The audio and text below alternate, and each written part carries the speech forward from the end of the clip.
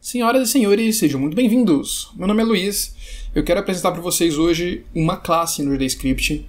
Deixei aqui aberto o editor, já tem um nó raiz aqui, inclusive chama Node mesmo, não tem problema, e já configurei para executar essa cena aqui, node.tscn pra gente, quando executa o jogo. A classe que eu quero apresentar, vou apertar F4 para pesquisar por ela, chama o Resource, aqui. Essa é uma classe muito importante, porque ela é usada como base para tudo que é considerado um recurso na Godot. Recurso é uma abstração deles para representar coisas que podem ser editadas e devem ser salvas em disco. Por exemplo, animation, áudio, audio effect, audio stream, que é para sons mesmo, de efeitos especiais e música. Curve representa uma curva, como o nome sugere, né? Genial essa meia descrição, mas ok. O tileset mesmo é um recurso. E script, inclusive, aqui. Script é um recurso. E se você clicar no script, ele é herdado pelo GDScript. Então, o GDScript, o código que você escreve, ele está em disco, né? E ele é considerado recurso. Então, eu definiria dessa forma. Recurso é qualquer conjunto de dados que está salvo em disco e precisa ser carregado para dentro do jogo. E ele faz isso de uma forma inteligente, de forma que você não carregue duas vezes o mesmo recurso sem necessidade. E tudo isso é resolvido para você lá nos fundos da Godot. Nós vamos fazer um script nosso para fazer algo que pode servir de save file, para salvar o seu jogo. Deixa eu fechar aqui o Resource Script, porque não tem nada muito relevante. Vamos criar então um novo script. Eu vou chamar ele de save file. E no header vou colocar resource. No comments no modelo criar. Por padrão, ele põe esse ready aqui, mas ele é inútil para uma classe que não herda de Node, né? Então tá aqui nosso savefile.gd, ele tá aqui na pasta raiz do nosso projeto. Agora vamos supor que eu tenho uma informação para salvar no jogo. Eu quero salvar o nome do jogador. Ele vai colocar no menu lá no começo o nome dele, e eu vou colocar export var name. E vou dizer que ela é uma string vazia aqui. Estou usando tipagem estática. Essa aqui é a playlist intermediária, então eu devo fazer algumas aulas de tipagem estática nos próximos vídeos, mas não se preocupe, se você quiser omitir isso aqui, não tem problema nenhum.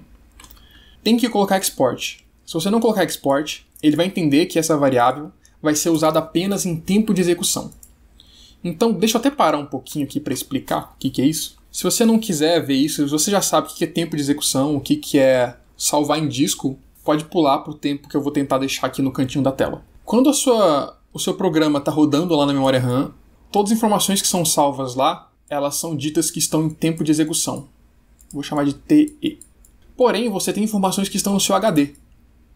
E aqui a gente chama, normalmente, de disco, porque é o disco rígido, né? Quando você salva em disco, você tem um arquivo no seu HD, que você pode ir lá e editar ele, abrir. Por exemplo, esse node.gd é um arquivo no seu computador. Esse node.tsn é outro arquivo no seu computador. Quando você faz isso, você salvou em disco. Quando você tem uma variável qualquer no GDScript, ela fica normalmente em RAM, na memória RAM. E quando você fecha o jogo, todos esses dados são apagados, eles não existem mais. Mas o que está salvo em disco, os arquivos que estão no seu computador, eles não são apagados, eles persistem. E é por isso que a gente chama de persistência de dados. Então, esses aqui são dados que não persistem quando o jogo fecha, que ficam na memória RAM. E aqui são dados que persistem quando o jogo fecha, ficam no HD, como um arquivo no seu computador mesmo. Quando você coloca export, você diz para ele que você quer que essa variável seja persistente, que ela seja salva em disco junto com o arquivo do recurso. Se você não colocar export, você diz que ela é uma variável que vai ser usada apenas em tempo de execução e que, portanto, vai ser perdida o valor dela, o conteúdo dela, quando você fechar o jogo. Eu espero que tenha ficado claro. É um detalhezinho. Então, beleza. Eu tenho aqui uma classe. Eu vou chamar ela de savefile aqui. Vou dar um class name, porque a gente já sabe fazer isso. Class name savefile. Agora, essa classe ela existe no escopo global com o nome savefile pra gente. Aqui no ready, eu vou criar um novo savefile a partir daquela classe. Então, savefile.new. É com letra maiúscula aqui o save. Quando você tem uma classe, um arquivo de JavaScript, você pode colocar .new que você salva. Se você quiser, você pode carregar manualmente esse savefile. Por exemplo, eu vou chamar de SV aqui para não entrar em conflito com esse nome savefile, usando preload. Eu poderia usar preload carregar o save file. E isso aqui é equivalente a isso aqui, porque a gente deu o nome, class name. Então isso aqui é equivalente, tá? Só que aqui, a própria Godot fez o trabalho de ir lá, olhar onde é que está esse arquivo e salvar pra gente não ter que fazer isso aqui. Beleza. Agora a gente tem uma instância desse save file. Eu posso usar ele e acessar as variáveis dele. Eu tenho uma variável name lá, aqui, no autocomplete. E eu vou colocar um nome. Tem um nome que eu gosto muito da ficção. Eu gosto bastante desse nome, eu acho engraçado, acho legal. Chama Relâmpago Marquinhos. Então agora a gente tem o Relâmpago Marquinhos aqui. Deixa eu diminuir isso aqui para não ficar pulando linha.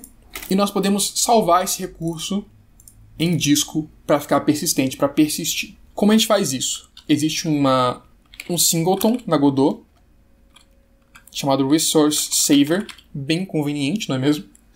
E a gente tem um método chamado save. Esse método recebe o caminho do arquivo, ou seja, o caminho inteiro, as pastas e até o nome do arquivo que você quer salvar. Eu vou salvar na pasta raiz, que é res : e vou chamar de save.trs. Você precisa colocar a extensão do arquivo. No caso, eu coloquei TRES, que significa Text Resource, ou recurso em texto.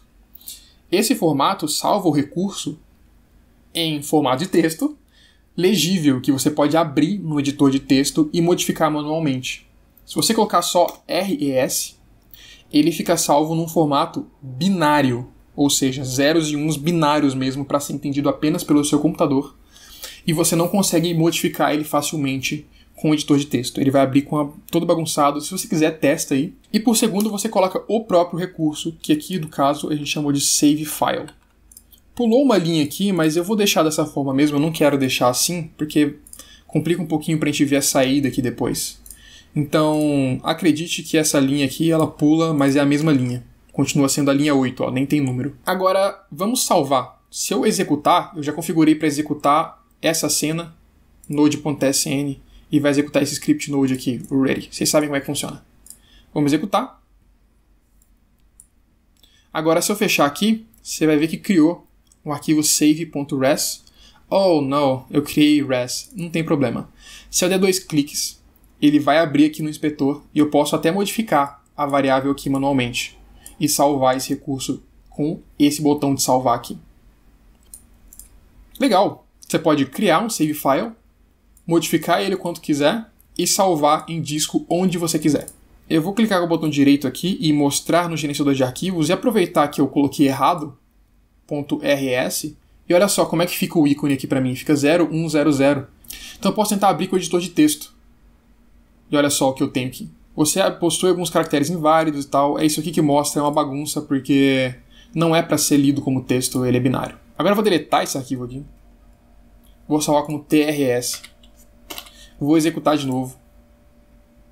Ele vai ser criado aqui de novo, só como TRS. Eu ainda posso editar do mesmo jeito. Aí eu vou voltar aqui.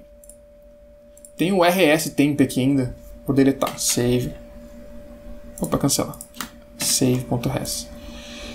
Eu vou abrir com o editor de texto e você tem aqui em formato de texto. Bem melhor, você pode editar aqui manualmente se você quiser. Eu prefiro nesse formato. Eu não estou conseguindo deletar esse RS por aqui. Eu vou ter que deletar ele por aqui. Aí a Godot deixa ele ser deletado. Se não, ele pega a cópia que a Godot possui na memória RAM e joga para disco de novo, porque entende que está sendo usado. Então deleta pela Godot que vai dar para deletar. Legal, agora a gente tem esse arquivo aqui, que é outro arquivo. Nós podemos usar as informações dele no momento que a gente quiser, carregando esse recurso. Então eu vou deletar isso aqui. Vou carregar como save. Vou usar preload. Mas você pode usar load também. Aqui. Save.trs. E aqui a gente pode pegar as variáveis que foram guardadas nesse arquivo. Deixa eu executar aqui. Olha só, Relâmpago Marquinhos. A variável name que está aqui. Eu posso editar no editor, colocar só Marquinhos aqui. E aí se eu executar, só Marquinhos. Legal, né? Esse recurso de editar no editor é bem legal no inspetor quando você abre o arquivo de recurso. Uma coisa importante, você não pode se livrar desse save file. .gd. Deixa eu deletar ele aqui. Deletei. Agora ele não existe mais. Eu não consigo mais abrir esse resource, tá vendo? Can't preload resource at save.rs. Porque o script que ele precisa abrir para ser carregado aqui não existe mais. Esse arquivo de classe precisa existir para você carregar o TRS. Então você pode deixar isso aqui numa pasta especial, tipo resources, algo assim, que você nunca vai mexer, deixa lá os resources que você fizer. Legal. E aqui, além do nome, você pode colocar a posição do jogador, que fase que ele passou, que fase que ele não passou. Ou você pode usar esse resource para montar uma coisa completamente diferente que você quer deixar salva em disco. Por exemplo, você tem um editor de fases, que o jogador pode montar uma fase do jeito que ele quiser. Você pode usar um resource para salvar. É isso. Esse é um recurso realmente muito útil para salvar coisas em disco. Espero que tenha ajudado aí. Se você gostou, deixa o seu joinha, por favor, não se esquece. Se inscreve no canal para mais vídeos como esse. Deixe aqui nos comentários qualquer dúvida que você tiver, que eu vou responder da melhor forma possível. E também pedidos. Se você quiser ver esse resource sendo utilizado no contexto de um jogo mesmo, eu posso tentar fazer isso na playlist básica, tá? Com essa playlist intermediária, eu simplesmente mostrei como utilizar, e aí você pega esse conhecimento e aplica para o seu jogo, né? Para o seu contexto. Mas é isso aí.